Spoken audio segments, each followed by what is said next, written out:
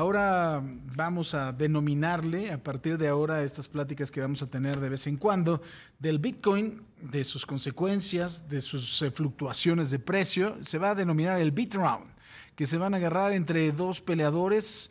El detractor del Bitcoin número uno, el señor Rodrigo Pacheco, que ya está aquí entre nosotros, el señor Pachecation, y Rafael González, que es como porristo del Bitcoin. ¿Qué hay, mi Rafa? ¿Ya estás por ahí? Sí, por aquí estamos. Un gusto estar por aquí otra vez. Me parece muy bien. Pues bueno, a ver, hemos visto también declaraciones ahora de algunos empresarios mexicanos que dicen que el Bitcoin es una gran idea. Hemos visto también pues fluctuaciones muy importantes que tienen que ver con el precio de esta criptomoneda. ¿Quién quiere empezar? O sea, ¿se está perdiendo la confianza o no se está perdiendo la confianza en el Bitcoin, mi querido Ro? Pues mi querido Paco, luego ya te cuento de la política monetaria que está muy vinculado al tema, porque hoy el Banco de México decidió el precio del dinero.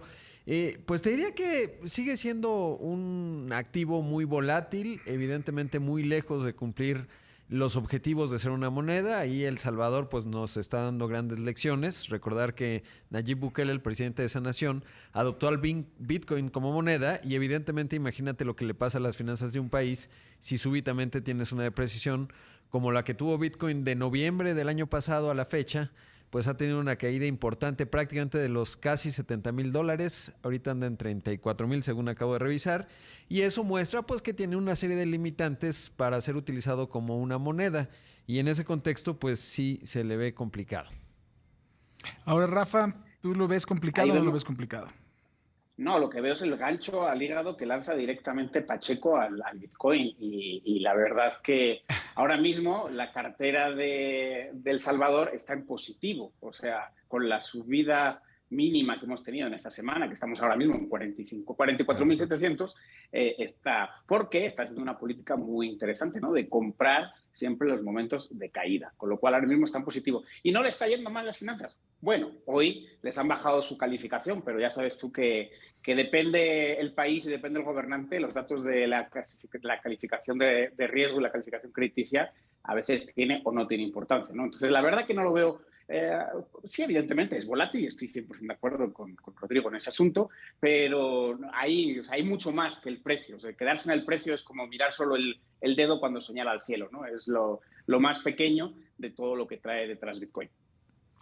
A ver, eso es cierto. Entonces, mi querido Rodrigo, quedarse nada más viendo el precio es lo importante, no es lo importante de una acción o no el precio. ¿O se podría también equiparar a una acción en el Bitcoin?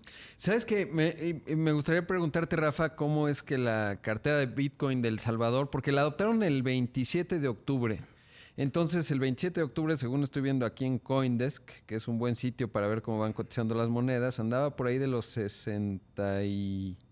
que no me deja ver exactamente, pero arriba de los $60,000. Si bien es cierto que ha tenido ya un repunte, digamos, del piso que tocó recientemente, pues sigue $43,000. Entonces, si uno, por ejemplo, vendió una casa en bitcoins allá en El Salvador o las finanzas públicas en activos de El Salvador, entendiendo que empezaron ese 27 de octubre, ¿cómo es que está positiva su cartera?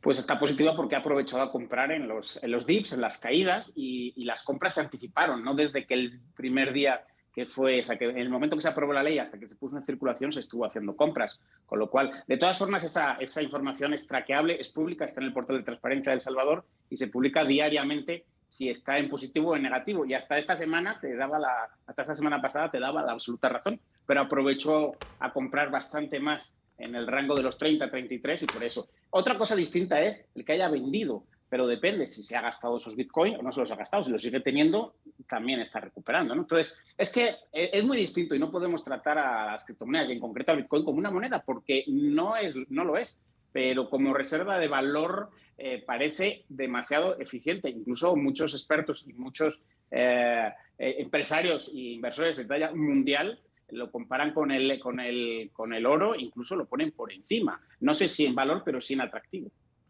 Ahora, yo les hago una pregunta a los dos. En el asunto de El Salvador, ¿de verdad es un parámetro? Digo, porque tiene la economía que un estado de la República Mexicana y que uno no grande. Entonces, ¿se podría esto haber hecho en otro país, por ejemplo, ponerlo como un valor de referencia? Bueno, como un medio de pago para liberar de obligaciones, porque me da la impresión de que esto puede ser un experimento, lo digo con respeto, en El Salvador, pero no podría ser un experimento en otro lugar. O sea, la economía de El Salvador debe estar por ahí Pues debe ser la mitad de Nuevo León, debe ser el equivalente a la economía de qué les gusta, de Durango más o menos. Sí. No, evidentemente se puede hacer en un país pequeño, como se ha hecho en El Salvador. Y como tú bien dices, es un experimento. Pero recordamos que hace 10 años se pagaban pizzas, luego se pagaban cosas que se compraban por la Deep Web, y no voy a decir el qué, ¿no? Pero poco a poco, luego empezaron los empresarios, luego empezaron los pequeños países. Al final hay que ver la trayectoria, de dónde viene y dónde está ahora. Y entonces eso nos hace adivinar que probablemente otros países con economías un poco más robustas podrán tomar medidas similares. Sin quitar importancia, pero tampoco, evidentemente, quitando el foco de lo que se está produciendo. Esa es mi opinión. Sí, aunque justo, Rafa, acabas de decir que no es una moneda, sino reserva de valor, entonces ya no entendí. Porque si es moneda, pues la puedes usar, ¿no? O sea, ahorita voy y me compro unos gansitos que tanto me gustan. Sí, lo puedes usar.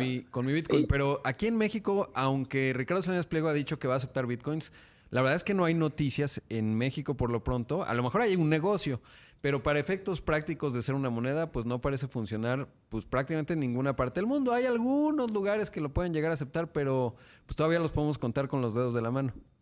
Nada, Rodrigo, te voy a compartir la lista de lugares que solamente en la Ciudad de México, no te tienes que ir a más sitios de la República, donde puedes ir con tu Bitcoin y además, gracias a las nuevas actualizaciones del Taproot y que permiten hacer pagos y micropagos con muy poca comisión. Por eso, pero Entonces, para efectos prácticos, o sea, porque sí, supongo que algún, por ejemplo, veterinaria en la Condesa que quiere ser muy chic, me puede aceptar una Bitcoin, pero para efectos de la vida diaria de una persona, digamos, en la transacción que tienes que comprar gasolina, a lo mejor te compras un coche, compras comida, restaurantes, etcétera, pues no parece ser práctico ni estar cerca de lo práctico, porque apuntabas algo bien importante y coincidimos en eso.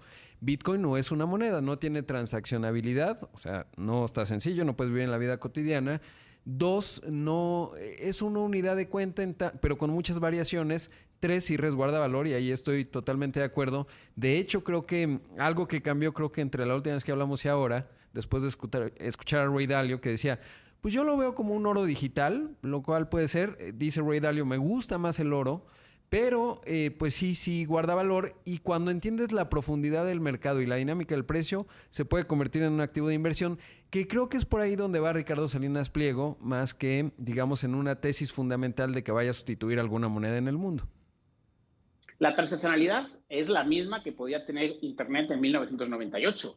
Y ahí por eso no dejamos de utilizar Internet, aunque al principio fuera más difícil. Ahora mismo hacemos así con el dedo y estamos conectados. Antes que había que modem, había que hacer un montón de protocolos antes de conectarte, que no te descolgaran el teléfono. Entonces, obviamente, le queda mucho por andar. Si eso, para ser moneda le queda mucho por andar, pero ha avanzado 10 años, ya mucho, ¿no? O sea, por ejemplo, Internet para seguir tu ejemplo, de 1998 al 2008, 10 años después, ya había sido una transformación y su adopción había crecido mucho. Bitcoin tiene 10 años y la eterna promesa que yo escucho desde hace varios es, no, sí, está evolucionando, pero pues ya lleva un ratito y no pasa nada. Pues según las últimas encuestas, el 40% de los inversores en Estados Unidos ya tienen Bitcoin. No, pero regresando a la transaccionalidad, que es el asunto, porque te digo, sí puede ser un resguardo de valor. O sea, como inversión tiene cierto sentido, es un mercado dinámico. Pero como transaccionalidad, y refiriéndome a tu ejemplo, del 98 el Internet, tienes razón, muy poca adopción, pero ya para 1998 había crecido bastante y para 2008 era una revolución. En el caso de Bitcoin no lleva esa velocidad. Sí, igual. En el 92 yo me conectaba a una red que era previa. No, pero por eso, en el 90, hablemos de fechas, 98 versus 1998. Sí, Internet. Igual. O sea, hay una evolución y la evolución del Bitcoin hoy es fácilmente pagar de un teléfono a otro. Es muy sencillo y lo podemos hacer. El próximo día que nos veamos te paso una ínfima parte de Bitcoin. Chiquita, sí. Y vas a ver cómo lo pasamos inmediatamente, más rápido que con una tarjeta de crédito. Oye, y a ver, este asunto de los famosos empresarios que están apoyando el Bitcoin, el caso que tú estabas comentando, Ricardo Salinas Pliego, el caso también de Elon Musk, ¿será un asunto de publicidad, será un asunto de moda, será un asunto de notoriedad o será un asunto de pesos y centavos? Yo no lo entiendo, la verdad. Mira, hace poco Ricardo Salinas Pliego dio una buena entrevista a un medio que se especializa en la cobertura de criptomonedas. Básicamente, y después de ver esa entrevista, él lo ve como un activo de inversión, porque lo es. O sea, si ves el precio, por ejemplo, si tú compraste hace unos años a $1,300, $2,000, que es un poco accidental lo que le ocurrió a Ricardo Salinas Pliego, se dio cuenta del valor y ahora lo impulsa muchísimo. Y por otro lado le llega, y lo cuenta en esa entrevista, del lado libertario, porque hay una corriente muy importante de personas que desde hace siglos buscan liberarse de los bancos centrales y del dólar, digamos, pues como esta moneda rectora del sistema financiero actual. Y en ese contexto también, por eso no es casualidad que, por ejemplo, cuenta Ricardo Salinas Pliego que a su papá no le gusta la Bitcoin para nada, pero siempre ha sido un proponente de la plata, ¿no? Entonces, bueno, en ese caso le viene por ahí. En el caso de Elon Musk, que es realmente brillante y estuvo en PayPal, le viene de la eficiencia que pudiera lograr el dinero, pero lo que falla muchas veces en los entusiastas de la tecnología, yo me considero un entusiasta, es la parte de política monetaria en donde pasa por una dimensión política, por un lado, en términos de los bancos centrales y el arreglo Estado-Nación, y dos, pues por la política monetaria. ¿Cómo logras inflación con una moneda que está predeterminada en términos de su número? A ver, Rafa, tienes 30 segundos.